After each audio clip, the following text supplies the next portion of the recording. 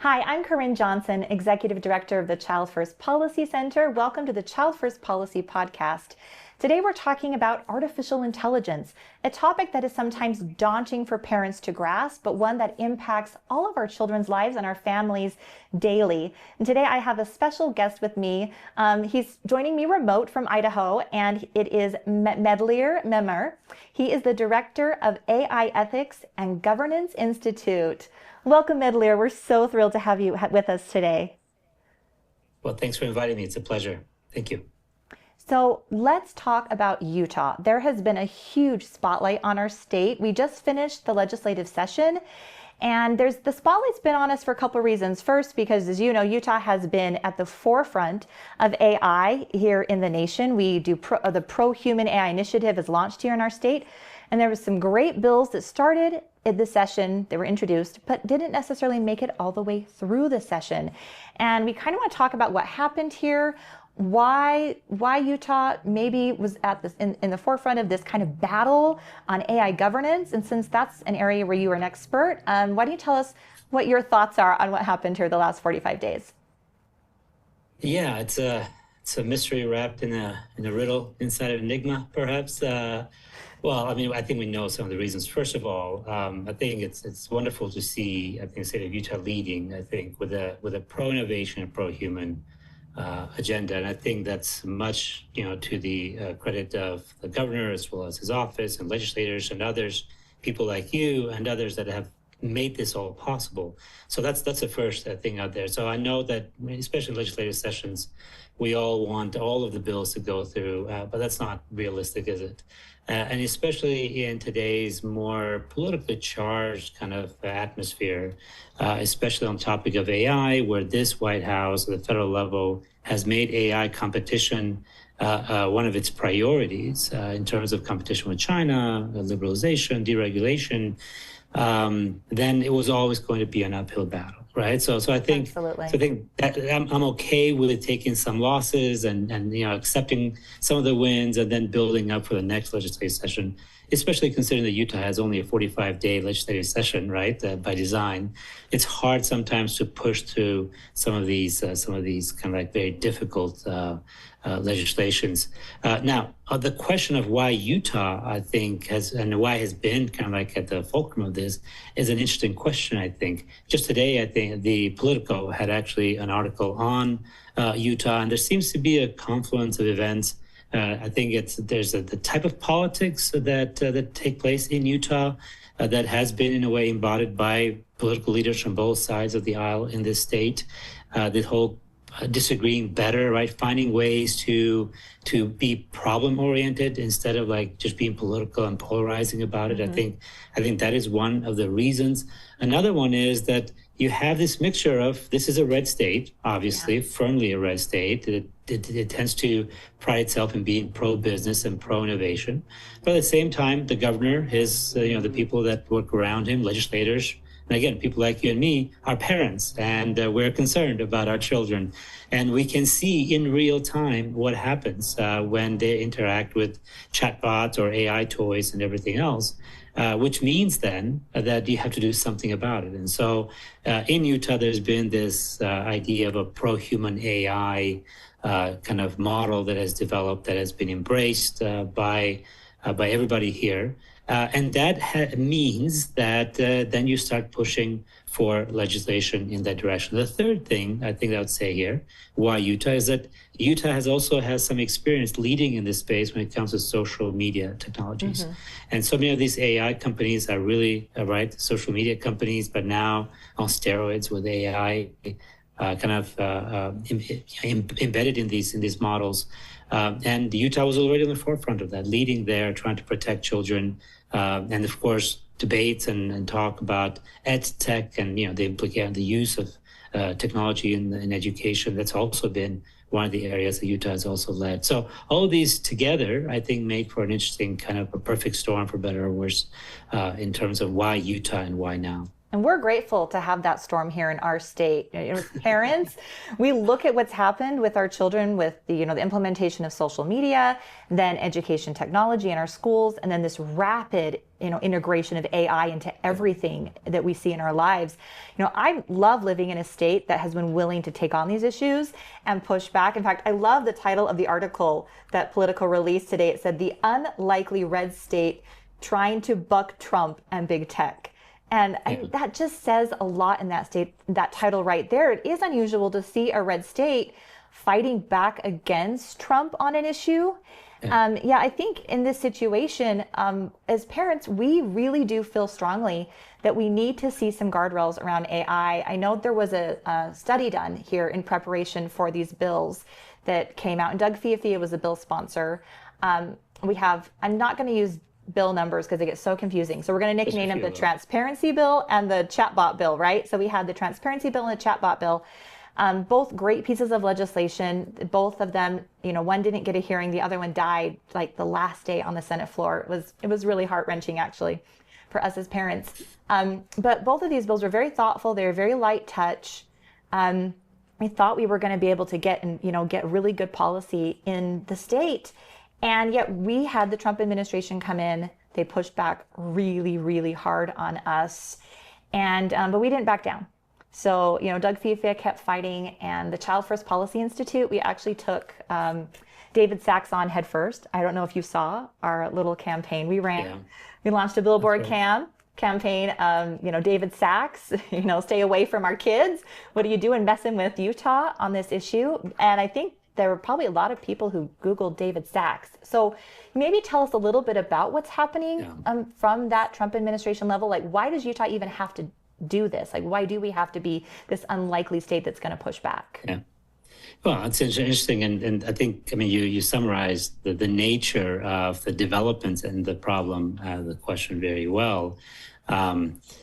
Maybe a few things to first of all, Utah is one. Florida has also come under some kind of pressure. Okay. There's been a lot of state governors that red states and blue states, but in this particular case, let's talk about red states for a second, because they present a more interesting case in terms of pushback from the White House.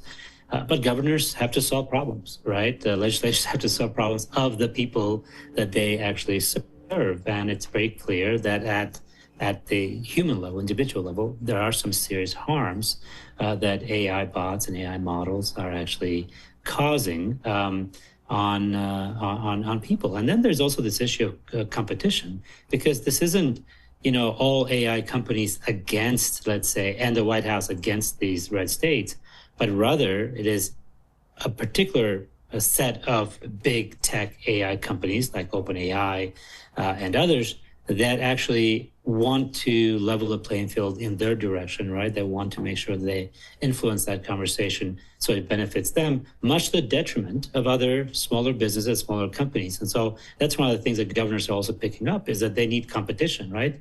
Across the whole business cycle. So I think that's an important element. The other thing that I want to kind of specify is that this isn't the Trump White House or, let's say, the Republican Party against a red state.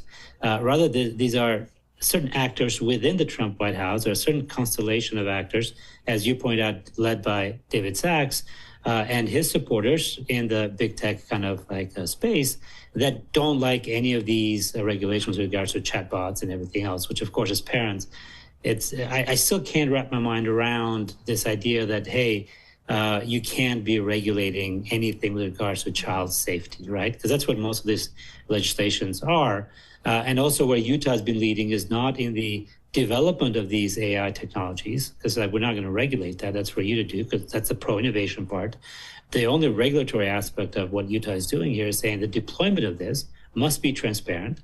We're going to ask you to kind of demonstrate and show us those things that you have committed to doing anyways, and just tell us that, in fact, you have accounted for societal harms, you have accounted for child harms and everything else around that.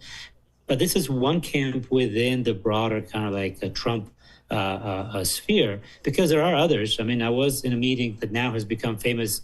I think The Verge had a piece about the secret meeting that took place in New Orleans.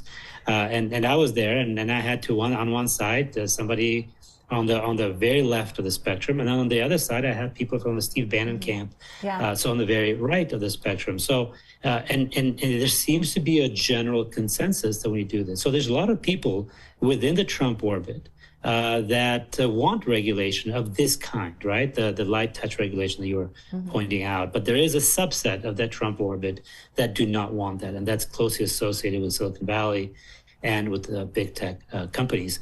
Now, the final question, why did they go after Utah or some of these other red states? Well, for a very practical reason. The current administration, again, led by the David Sachs kind of faction within the administration, do not want any level of like really meaningful kind of regulation on AI. There are several reasons for that. One is competition with China, right? They feel that for the United States to compete with China, you must not have your hands tied. So you've got to just go full throttle. And therefore, any kind of regulation would be problematic for U.S. competition in the world. Number two, some of it has to do with some of the language in some of the state AI regulations. So I think the Trump executive order on AI singled out the Colorado bill and approach to this, especially concerns about DEI and other kinds of things. And so they're worried that some of the states will actually go ahead and just embed DEI types of value, so to speak, within AI algorithms, or at least will force these big tech companies to do so. And so those reasons, in a way, and there's others as well, kind of lead you in that direction. The challenge that Utah presents for the White House is that here you have a red state that can actually prove that sensible legislation can be passed with support from both sides of the aisle, with support from parents as well as business leaders, right? And therefore, you're showing proof of concept. And if you can do it reasonably and meaningfully without derailing, so without being burdensome in terms of regulation with businesses, then the White House does not have an argument in terms of saying we do not need any regulation, because the idea is that if we can do it, then the White House can do it. They can have a similar approach to this, and therefore this can be done at the federal level. Instead, the White House approach at the federal level has been what's called preemption, which is we want to eliminate any kind of state legislation through various means. That it's not just because you can't outright ban them, but eliminate the incentives for that, freeze those kinds of regulations, and then do nothing at the federal level. That makes so much sense. Thank you for explaining that. I love that the point you make about Utah being able to do it. So you have to stop us first, right? That is so true. And it's why actually we created the Child First Policy Center here, because we have consistently let out in these types of policies. And I think the App Store Accountability Act is the most stunning example of this. And if you look at the history of that legislation, it came from a group of parents. Melissa McKay, wrote that bill with an amazing coalition of people, brought it to Utah. My organization, we heard about the bill and I immediately jumped on board. My daughter was actually harmed by social media. And so I have a personal stake in this as a parent, as most parents do. I mean, social media harms have touched almost all of our children in one way or another. And we passed that here in the state of Utah. We were the first in the nation to pass it. Now it's being run in 20 plus states. We created a bill that was so thoughtful and yet also perfectly constitutional. Like, it's incredible. And now, I mean, there's some challenges to it, but they're not going to hold up in court. And now it's actually moving at the federal level. So I don't know if you know, but the App Store Accountability Act was just marked up through committee and is now going to be presented on the floor of Congress. So if Utah can do that with app stores, with Apple and Google, and with children getting access to technology in a way that undermines the rights of parents, then if we do it with AI, then there's absolutely no excuse to not do the same thing, right? And so we've proven this model, we've proven it works. Yep. And so that incentive to say, hey, you know what, we can't let Utah pass one more piece of common sense legislation, right?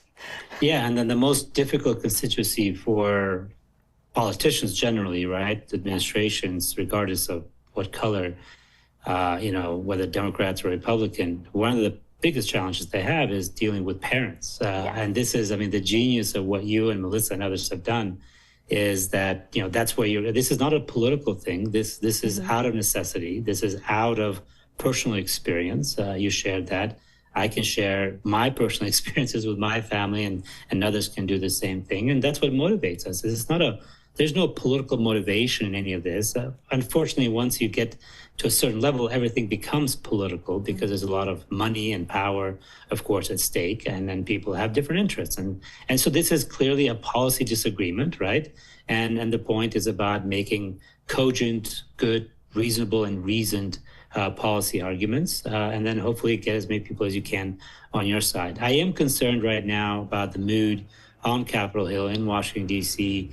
There seems to be a movement both from the Republicans, but also even from some centrist Democrats in favor of some kind of a kind of soft type of regulatory approach that would also justify and create the grounds for preemption. And I do worry because then the moment you do that, they say, see, we did it. We don't need any of these other things.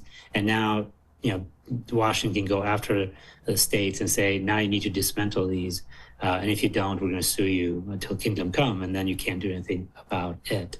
And so that's obviously the challenge we're faced with here. My hope is that things kind of like slow down until November, or at least until 3 months before November, because then people are concerned and they're more thinking about the congressional elections and vulnerability perhaps, and parents will probably turn out en masse if in fact they do something that will harm the children. Absolutely. And the stakes are so much higher this time. I think the poll in Utah said 90% of Utahns that were polled believe we should have some type of regulation for transparency and child protection around AI. And why do you think it is that number is so stunning? We often hear about 80-20 issues, and I think social media has been one of those. But a 90-10 issue? Yeah. So what about AI? I mean, I know from myself as a parent, what about AI terrifies me to death when it comes to my kids. But as you've researched the ethics of AI and looked at some of the risk structures, some of the loss of friction we have in relationships and learning that are coming from the development of AI, are we validated in this concern, this 90-10 issue? Is there validation behind that? Or do we need to kind of be like, oh, it's actually going to be great, like, big tech, woo, AI is going to come in and change the world in a good way? Or are we right to have that little bit of skepticism? So I've been doing this since 2018, so about 8 years now. And my journey in terms of like the AI conversation starts on one end, which is almost very optimistic about what it can do for us, and what to a point where now I am optimistic, but I'm cautiously optimistic in the sense that I think that we need technology. Technology is part of our daily life, but we are not asking some of the more important questions. And one of those questions. So let me backtrack, and I'll get to the 90-10 one. Part of the problem we've had with AI and the way we've approached AI is that generally things move much slower. Right? Technologies kind of get introduced in society much slower. And so we have time to think of this in terms of the technical implications, the legal implications, and the moral implications or ethical implications. And social media and AI are similar in the sense that they just kind of burst on the scene, and we have very little time to go after it and to kind of properly think through in the public square, kind of the conversations we're having right now, and then to respond accordingly. So both in the case of social media as well as AI, what's happened is that many of the early answers in terms of building what we call the architecture of AI governance, right? Meaning the rules, the regulations, the norms around it, they usually came from the tech companies, right? Because they're the ones that developed it. They're the ones that kind of built it. And literally in the case of AI, you have algorithms, right, that are built into it. That's the code. That's a DNA, is a tech DNA, the Silicon Valley DNA. And then we kind of like immediately after that, or shortly after that, we get conversations with legislation, right? So we'll try to govern it. So then, in addition to the tech governance, we have the legal governance right below that. So that's the second layer that comes in. There's a lag between it. There's a cat and mouse game at all times, right? Technology always moves fast in regulation, but you try to regulate, and then there are those political kind of like fights that we're experiencing now and witnessing now. What lags even further behind is the moral, ethical conversation here. And both in the case of social media and AI, we are asking the question of, can I do this? Or what can I do? That's a technical question. Can I do this? And that is the legal question. But we haven't asked enough the question of, should I do this? Yes. Right? Just because you can and just because you're allowed to, the Doesn't mean ethical, you should. moral question that makes us human in a way is like, should we go down this path? Or if we're going down this path, should I go to the left of that path or to the right of the path? Right, there's going to be forks at every turn, and so we have to make decisions and those turns. And unfortunately, without a moral compass, without a whatever ethical compass, whatever it is that is your inner compass, right? It's not a religious kind of sense, although for some people that is also the case. But whatever it is that your set of norms and values, right, and principles that you have as a human being, that has not been built into these AI models to date. And because we haven't had that conversation, then we end up with AI models and with AI companies that do not put human flourishing, right, at the heart of these kinds of discussions, but rather it's the profit motive. And that's perfectly legitimate, right? From a tech perspective, from a legal perspective, that's what you do. But there is absolutely no moral foundation. There are no questions that are being asked in that direction. And so when you're asking, why are we going, why are we in this direction? Why are we having the kind of problems that we have? Is because we lack, in a way, the soul, for lack of a better word, of AI. There's nothing there. And what it does is that it produces a series of AI models that becomes destructive for society. Just think for a second, what does a society need? And we can think of this in terms of families or communities, right? What do individuals need to be successful in a community, right? That another community actually provides it. Well, you need, as you point out, some sense of friction, right? Yes. If everything is given to you in an easy way, then you don't really understand, the agency, right? The ability to make choices. That is kind of like, you don't develop that ability. If everything is just, there's no pushback. If whatever the community doesn't reflect anything to you, right, but only reflects yourself, then you get an echo chamber, right? And you start thinking that you're the best and the smartest and the brightest. If there is no joy and there's no suffering, right, no pain and suffering, then you're not developing the ability to empathize, right, and to identify with other groups. And the fourth thing that is so essential to communities is embodiment, right? Presence. Communities provide presence. So they provide a place of friction, a place of joy and sadness, a place of relational kind of like activities. And of course, it provides embodiment. AI does none of those things. In fact, the goal of AI technologies is to disembody your relationships, to eliminate friction, and not give anything of itself, but only just to kind of spout out AI slop. And so, no wonder then, this gets now long in a roundabout way to your initial question. Why is it that there's a 90-10 divide? Because just like in my case, the studies are very clear on this, surveys are very clear on this. The more people learn and become familiar with AI, the more concerned they become about its potential impact. We have known this for a long time. Yes. And so this 90-10 hasn't always been 90-10, but it's a reflection of where people are in terms of uses of AI. Everybody has had a chance to. And now there's been a lot of conversation and discussion. I don't buy it's the Terminator movies and all those things. I don't think it's a fear mongering. It's just that people's lived experiences and the lack of embodiment in those interactions that begins to make people nervous. And so that 90-10 divide, I think it's actually a very real divide. We see this across a variety of questions with regards to AI. People, 90-10 doesn't mean that 90% don't want to use AI, but rather they're concerned and they want some kind of a, guardrails and regulatory framework around it. Well, we absolutely see that from parents. I know I'm very cautious with AI for my own children. We used a shared ChatGPT in our home, and it's actually kind of fun. I have one of my college students who's down at school, and every now and I'll pull up ChatGPT and I'm like, oh, she's got a headache. She goes, ask Dad, well, what to do for this. And it's part of me is like, oh, well, she just could have called me, right? As her mom and asked that question. But that's something that I want to preserve with my children, and is preserve relationship, preserve, calling your mom before you ask ChatGPT a question. And my youngest son is 11, and I remember when he was little, we had an Amazon Alexa in our house, and when he was just barely talking, I remember waking up one morning and his favorite song was playing. It was Breakfast Burrito. And I walked in the kitchen and I'm like, oh, did your sisters turn that on? And then I thought, wait a second, her sisters are gone. I'm like, who turned on Breakfast Burrito?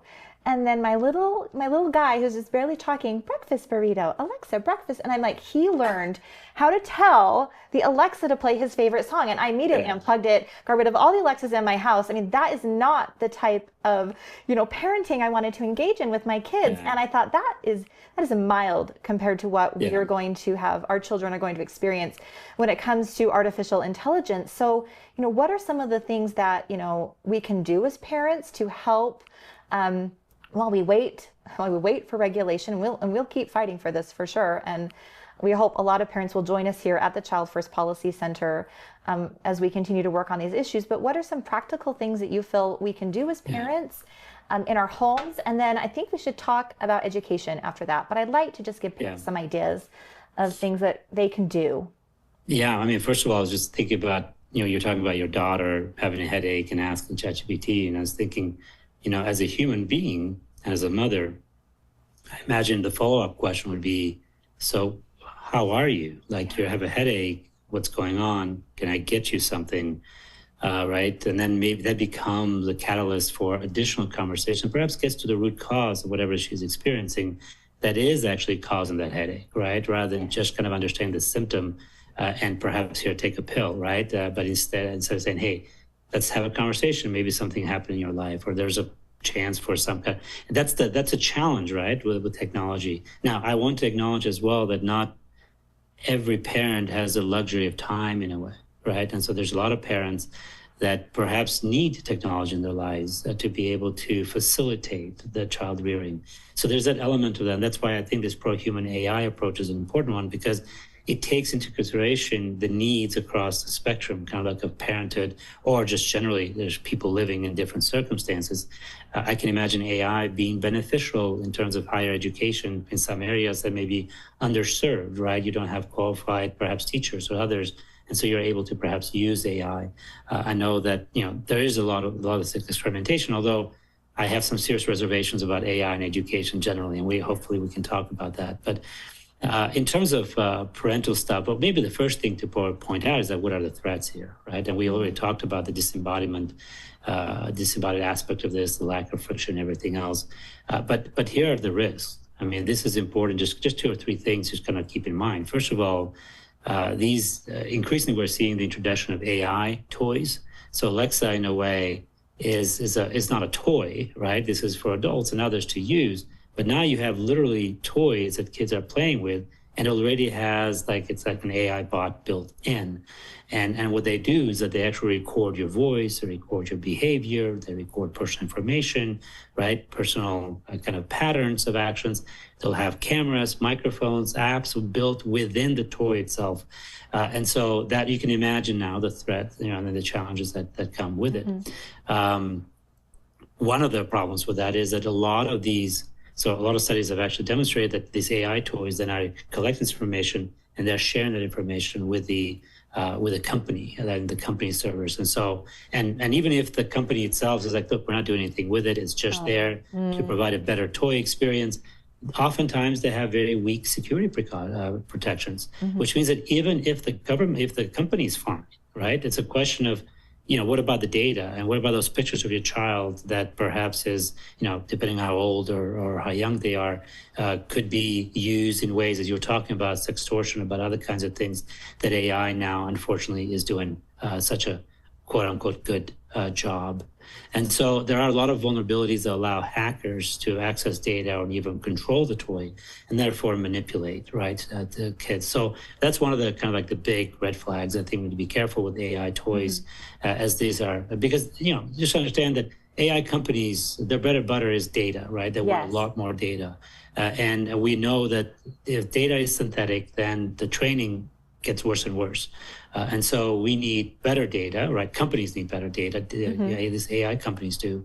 And so they'll find all kinds of ways. And children seem to be their main target, actually. They can build a profile on my child that lasts their entire lifetime. The younger they are able to harvest and collect that data, the more profitable it is. And you were a tiny bit optimistic there when you said that maybe they would say they would only use it internally. But we found in Utah, we did a study on the number 100 top apps that are used in education.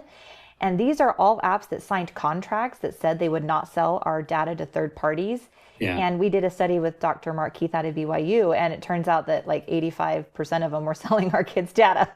So I think parents need to be aware that, even if it says, hey, we aren't going to do this, the currency that our children's data provides is so tempting, and it is worth so much money that we are relying on the ethics of big tech to protect our kids, and that's a pretty low bar. So I completely agree with the AI choice. There's no bar at all, right? It's Privacy. Yeah. No, I agree with you. I was just trying to give the benefit of the doubt. I'm sure.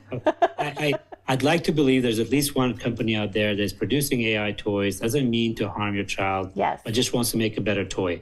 Even in that best case scenario, the security concerns, right? And even the fact that data is being collected can be hacked and everything else. That's enough, right, for us to be cautious and to worry. And then you add to that what you just said, there's a mindset of manipulation. So just a couple of quotes of this. I think it was a YouTube internal document saying that the goal is not viewership, it's viewer addiction. Like these are internal documents, within Google. Mark Zuckerberg, right, himself says, he has decided that the top priority for the company are teens. And so then the question here is like, why? What is it? What is it that teens, and of course this a lot better than I do. But one of the biggest challenges, right, that we have been seeing is developmental and psychological concerns, right? So there's a lot of research already, a lot of study. There are dozens of lawsuits now going across the country against big tech companies, social media companies, but part AI and part social media. And again, Utah has been on the forefront of this, and I know you guys have also been challenging and calling out a lot of these companies. Yeah. But one of the things that we noticed is that these AI tools, from toys to chatbots, what they try to build is emotional attachment, right? They try to kind of like replicate, to feign this attachment. Going back to Zuckerberg, I think it was recently was saying, we want to eliminate embodiment altogether and move people into a digital space, right? So the whole Meta project was meant to be that, although thankfully they can't get the technology right, and so we haven't migrated that direction yet. But this creation of emotional attachment has created an epidemic across our youth, right? That there's multiple cases. And I know that you've been in meetings where parents have had to, talk about, tearfully about the children that have lost their lives as a result of this. The most famous case recently was with character AI, where a young man became addicted. And there were several cases. I was present when the parents were actually talking about these cases. But about 13, 14 years old, becomes enamored with one of these characters from, I think, Game of Thrones, falls in love, and then the chatbot tells the kid, the teenager, the teen, to say, hey, why don't you just come with me and join me? And then provides instructions on how to end his life. And then another girl had a very similar circumstance. We just found out, I was just reading today, a report that about 80% of models just can't stop themselves from giving you bad advice and actually even kind of leading towards violence. So there is a lot of this kind of, so not only violence towards yourself, but also self-harm, but also harming those around you. And so there are a lot of concerns here. The third probably thing that I would say here has to do with education. And here we have to be very, very careful, right? We had this knee-jerk reaction where initially universities were like, no, we don't want education at all. We don't want AI in education at all. And now they've gone completely the other direction. Yes. Without actually taking into account how damaging just starting at ed tech, right? Technology and education has been, and now we're finding more and more evidence of this. And I know that you guys are working on this bit of this, but also just AI itself, how damaging it has been in terms of our learning skills, ability to create, right? So we're not only not learning, but we're also like, we are unlearning. Well, things that we knew how to do, we no longer know how to do. And so those are some of the concerns and some of the issues. And therefore, the recommendations, in a way, are the reverse of that, right? So be careful in terms of the kinds of things that your children buy. So technical protections, make sure that you turn off microphones, cameras, whenever possible. Always make sure there's parental mediation. But again, here, what you're finding out, right, that you and Melissa and others, is that companies are trying to subvert parental guidelines there and monitoring, and also just, make wise purchasing decisions in terms of like what you buy, you don't buy. You obviously made a decision in terms of Alexa and what you would do with it. I remember, and this is last on this, I think it was 15 years ago, 10 years ago, perhaps, I went to one of the biggest kind of like smart home, kind of like Ring, but it wasn't Ring, it was another company, Utah-based, you'd know who it is, but I'm not going to say it. And they're talking to me about like how they can actually monitor everything at all times. They can see everything. And I said, yeah, no, thank you. Like what exactly is the protocol? What is the safety? What is everything else? I was like, yeah, I'm not interested in this. This feels overly intrusive. And this was 10 years ago. So you can imagine what people do with that data and how valuable that is today. And so everybody's pushing, right? And you saw that in Super Bowl, half the ads were all about using AI and building that into your life.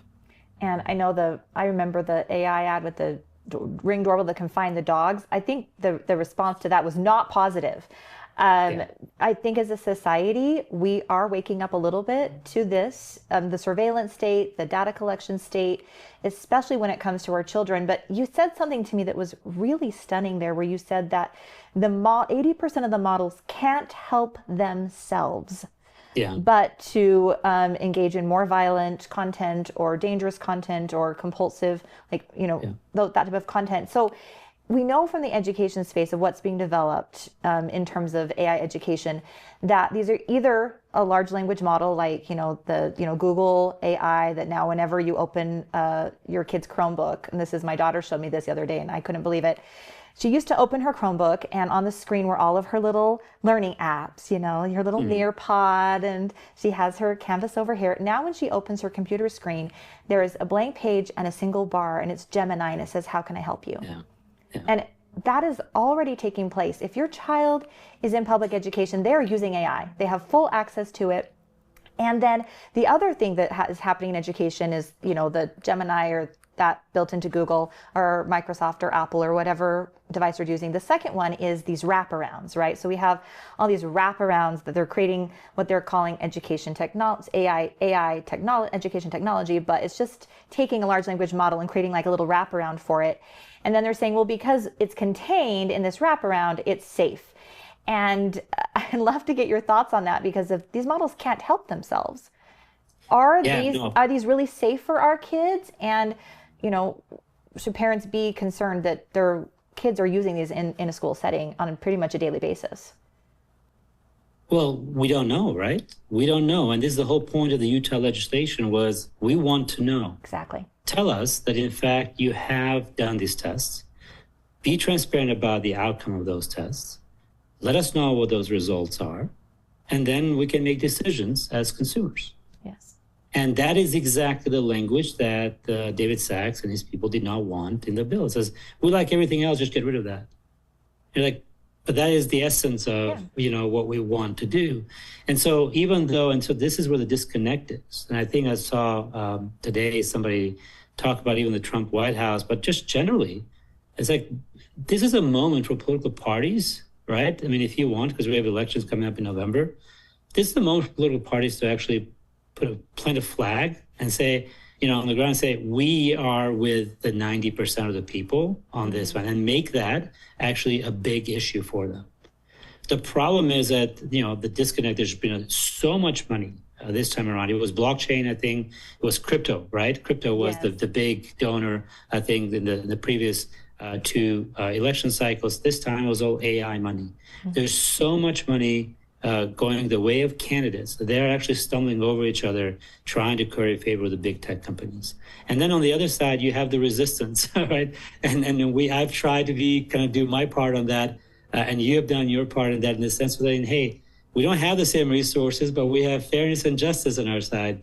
And I'm reminded of this debate about the Athenians and the people in Melos, right? The people in Melos were the little island, and the Athenians are like, hey, as far as we can tell, it's, the weak do what they must and the strong do what they can, right? And in this case, big tech's trying to roll over these small, all of us, and say, well, we're going to just overturn your voice and your decisions, and because money speaks, money talks on Capitol Hill, and that's what's going to happen.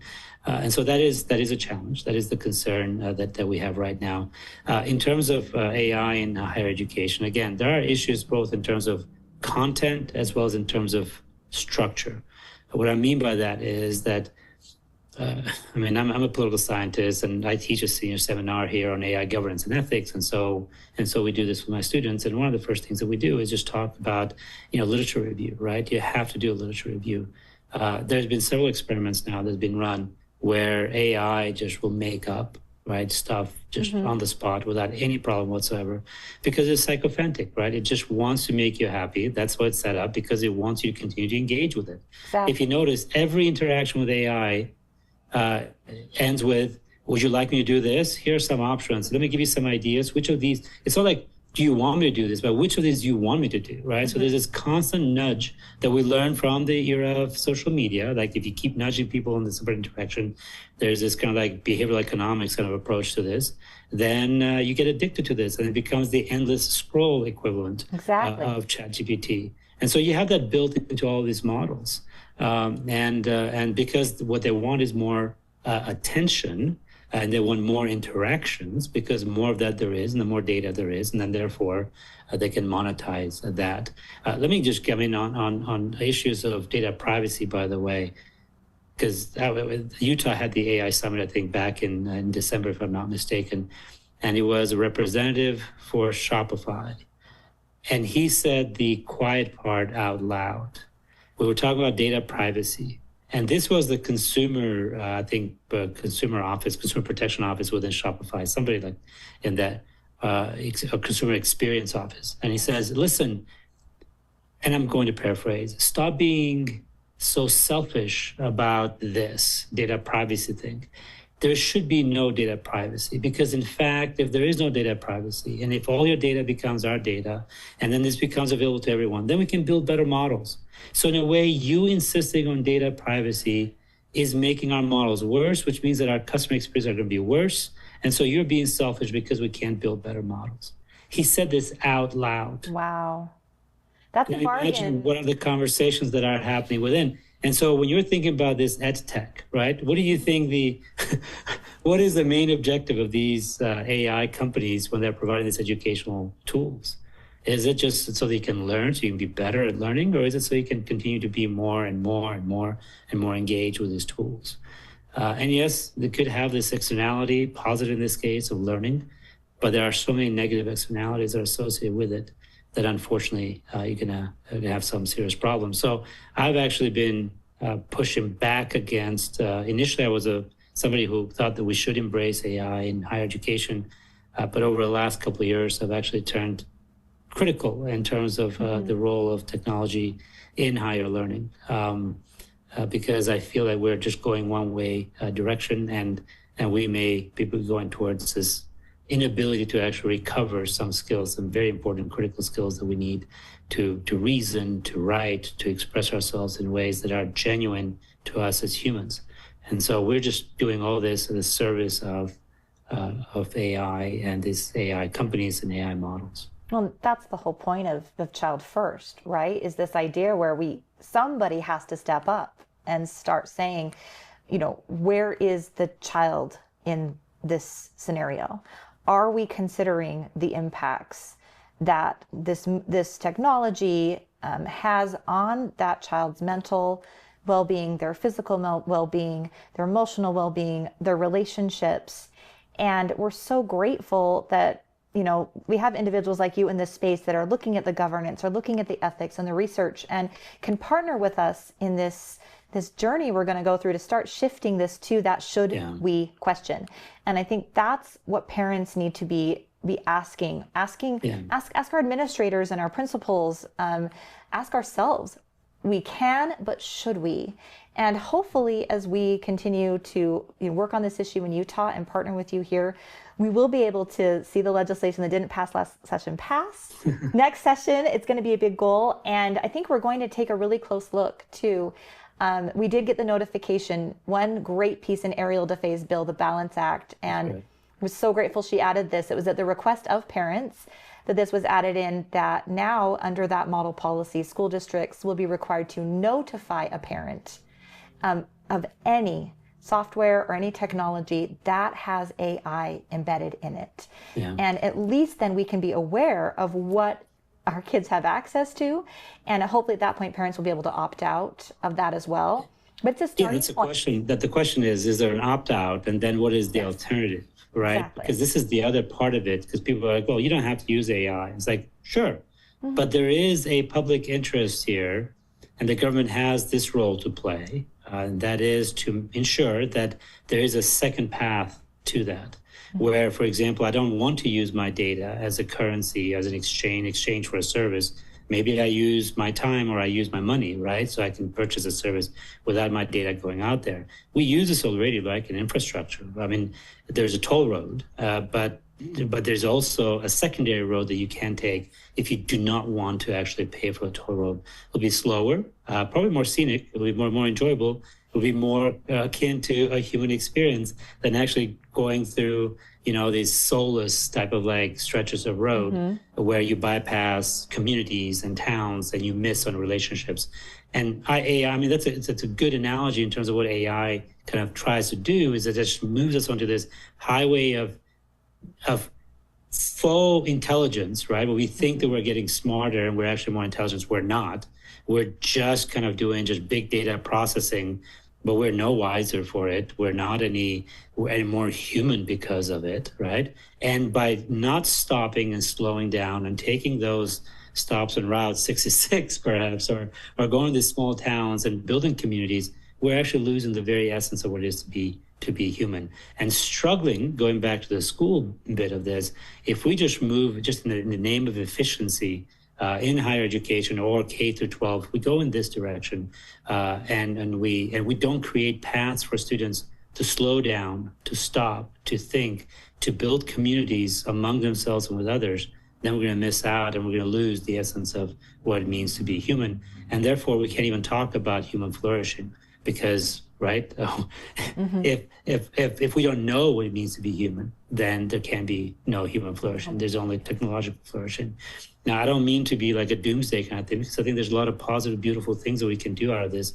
And technology as a tool, AI as a tool, I think can be powerful and it can help us solve problems. But I'd like us to go back to like the very first days of, and this is like the fourth time around we're talking about AI. AI is a long history of winters and springs kind of thing.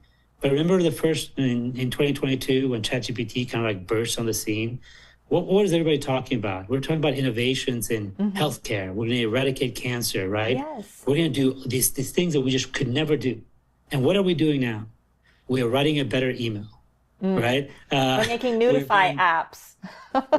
we're creating a lot more of this. We're doing vibe coding, which I guess can be helpful in certain things to cut down.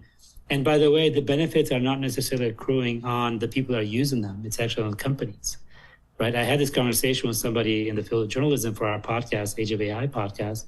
And he said now journalists are being asked to write 10 times as many articles in a day. And so if you ask a journalist, are you actually seeing the benefits of AI? Are you working fewer hours? Are you getting paid more? The answer is no. So then who is then accruing all these benefits?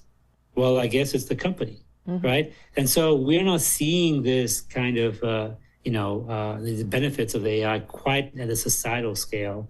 We're only seeing the damage to the environment when it comes to, impact on water resources, energy, and everything else, because this data center is so energy intensive. And so and then of course, interstate competition, right? Where the United States and China are going to compete. There's going to be an arms race over who is going to control the future of AI development. I think it's a lot to think about when we decide to engage with AI, in our families, with our children, with society, to really look at, like you said, are we getting the benefit? Are we willing to make that Faustian bargain with AI and reduce that friction and refriction in relationships? Or do we take the scenic route?